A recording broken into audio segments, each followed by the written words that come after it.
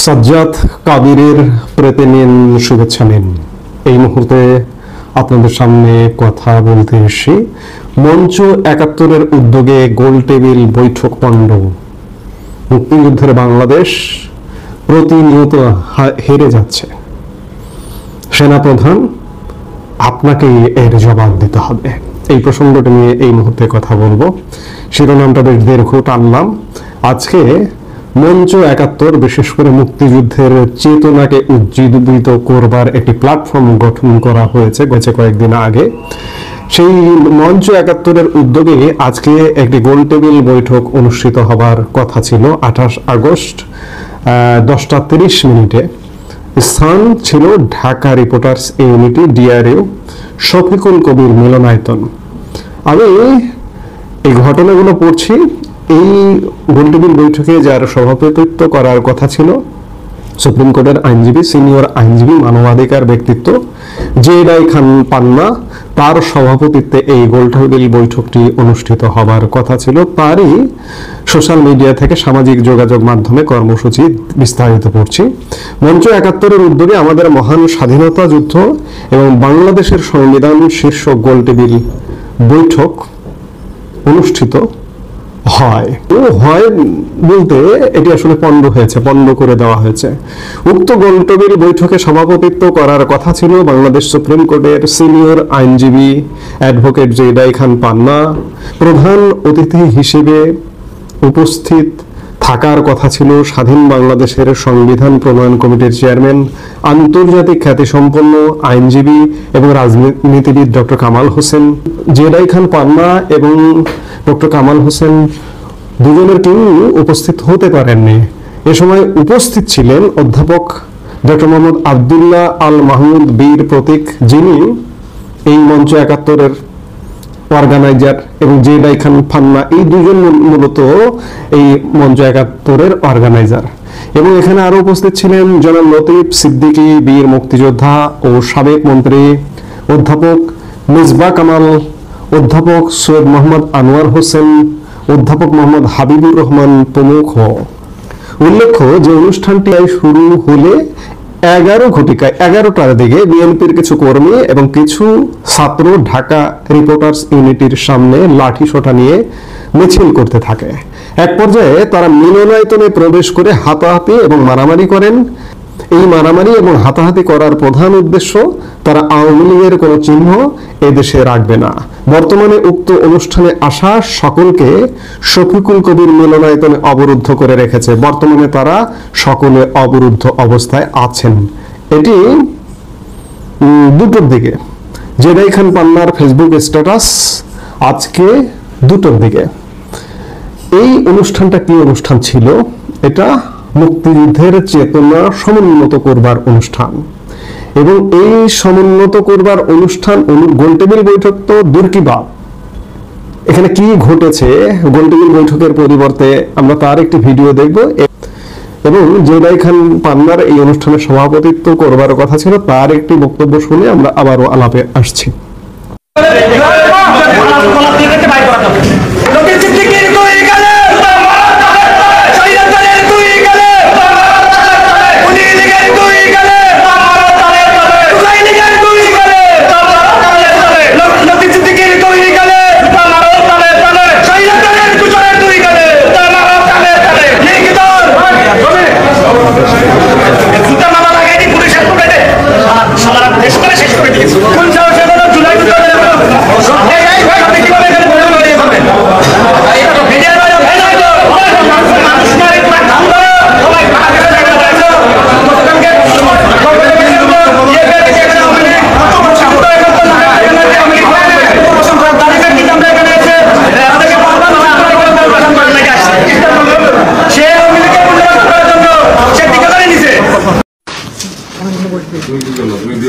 সকলের অবগতির জন্য জানাচ্ছি যে আজকে সকাল 10টায় রিপোর্টার্স ইউনিটিতে মঞ্চ ৭১-এর যে রাউন্ড টেবিল গোল টেবিল আলোচনার কথা ছিল, সেটা সমন্বয়ক নামধারী কিছু দুষ্কৃতিকারী এসে হট্টগোল করছে, তাদের স্লোগান দিচ্ছে।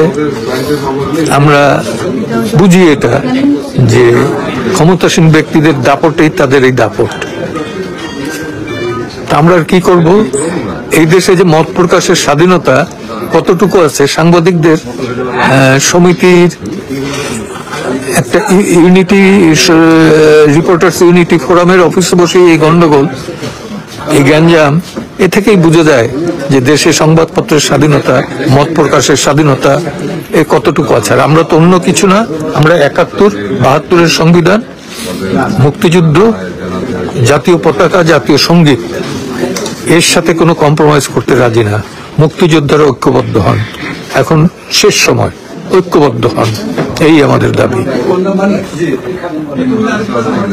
প্রিয় দর্শক, দেখলেন বাংলাদেশের মুক্তিযুদ্ধ এবং সংবিধান প্রসঙ্গে, বাংলাদেশের সংবিধান প্রসঙ্গে যে গোলটেবিল বৈঠকটি অনুষ্ঠিত হবার কথা ছিল, এখানে স্বাধীনতা আছে, মুক্তিযুদ্ধ আছে এবং সংবিধান আছে।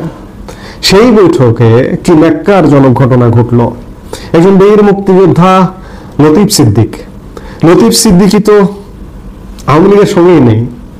আওয়ামী লীগ থেকে তিনি বেশ কিছু বছর আগে তিনি বহিষ্কৃত।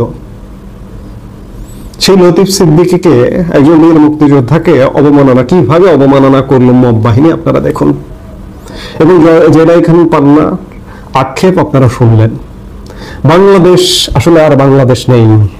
এই বাংলাদেশে আপনি মুক্তিযুদ্ধের কথা বলবেন, স্বাধীন বাংলাদেশের কথা বলবেন, যে ৫৪ বছর যাবৎ যে বাংলাদেশটিতে আপনি বসবাস করছেন সেই বাংলাদেশের কথা বলবেন। ৭১-এর রক্তক্ষয়ী সংঘর্ষের মাধ্যমে রক্তের বিনিময়ে, ৩০ লক্ষ শহীদের রক্তের বিনিময়ে, ২ লক্ষ মা বোনের ইজ্জতের বিনিময়ে যে বাংলাদেশটি অর্জিত হয়েছিল, আজকে আপনি কোনো মিলনায়তনে বসে, কোনো জায়গায় বসে সেই বাংলাদেশের কথা বলবেন, আপনি বলতে পারবেন না। আপনার গলা চেপে ধরা হবে, আপনার উপর মব ক্রিয়েট করা হবে। আজকে অনুষ্ঠানে সেটিই করা হয়েছে। আমরা কোন বাংলাদেশে পৌঁছে গেছি, এটি বাংলাদেশ শুধু না, বিশ্ববাসীরও আর বুঝতে মনে হয় বাকি নেই। আমার প্রতিবেশী ভারত, তারা আমার মুক্তিযুদ্ধে সহযোগিতা করে বাংলাদেশকে মুক্তিযুদ্ধে বিজয় এনে দিয়েছিল। আপনারাও দেখুন, ভারতবাসীও দেখুন যে আমাদের বাংলাদেশটা কি হয়ে গেছে। আজকে আমরা মুক্তিযুদ্ধের কথা বলতে পারি না প্রকাশ্যে। বাংলাদেশ এই পরিণতিতে পড়ে গেছে। এর দায় কার? এর দায় কাকে দেবো আমি? এর দায় আমি কি সেনাপ্রধানকে দেব? বাংলাদেশে আজকে যত কিছু ঘটনা ঘটছে, এর দায় কি নিতে হবে না সেনাপ্রধানকে? সেনাপ্রধানের আমি সমালোচনা করছি না, আবার সমালোচনা করছি না এটা বলাও ভুল। আমি দায় দিচ্ছি। তো আমাকে ধরবেন, মারবেন, মেরে দিন, গুলি করে মারুন। কারণ আমি যে বাংলাদেশে মুক্তিযুদ্ধের কথা বলতে পারবো না, আমি সেই বাংলাদেশ চাই না। আমি আরেকটা পূর্ব পাকিস্তান হতে চাই না।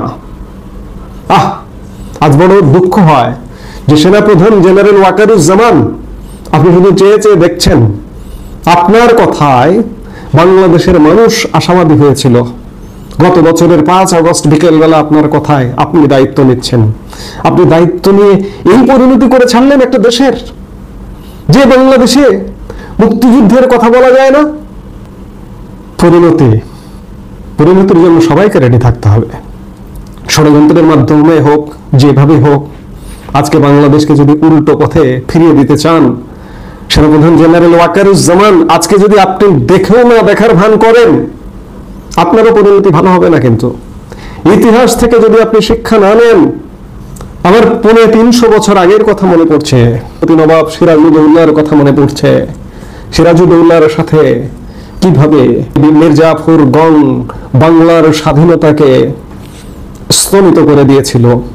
মির্জাফরের কি পরিণতি হয়েছিল আপনারা জানেন। শুধু মির্জাফর নয়, মির্জাফর গং, পুরো মির্জাফর গংয়ের কি পরিণতি হয়েছিল আপনারা জানেন। আজকে বাংলাদেশকেও যদি অমনটাই ভাবেন, হ্যাঁ, মানুষের হয়তো কষ্ট হবে, ৫ বছর, ১০ বছর, ২ বছর, ৩ বছর, পরিস্থিতি পাল্টাবে। বাংলার স্বাধীনতা অস্তমিত হওয়ার পর সেই সময় ২০০ বছর লেগেছিল স্বাধীন হতে। আবার ব্রিটিশ বেনিয়ার কবল থেকে মুক্ত হতে ২০০ বছর লেগেছিল।